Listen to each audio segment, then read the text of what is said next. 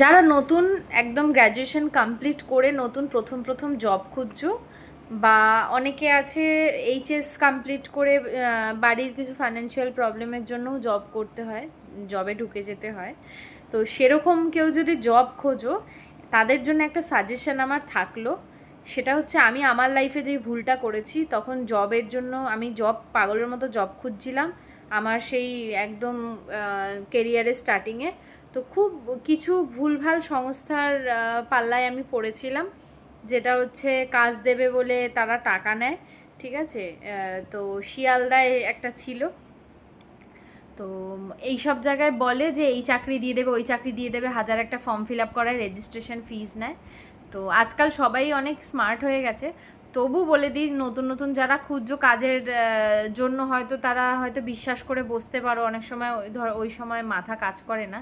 তো এইগুলোর থেকে কিন্তু খুব সাবধান। ঠিক আছে, তুমি কাজ করবে, করে তুমি উপার্জন করবে, তার জন্য তো তোমাকে টাকা দিতে লাগবে না। হ্যাঁ, কিছু জেনুইন কনসালটেন্সি আছে, এবার সেগুলো বুঝে শুনে, তারা হচ্ছে জয়েনিংয়ের পরে অনেক কোম্পানি আছে এরকম করে, কিন্তু বুঝে শুনে, মানে টাকা দিয়ে কোথাও কাজে জয়েন করবে না। এইটুকু আমার তরফ থেকে সাজেশন রইল।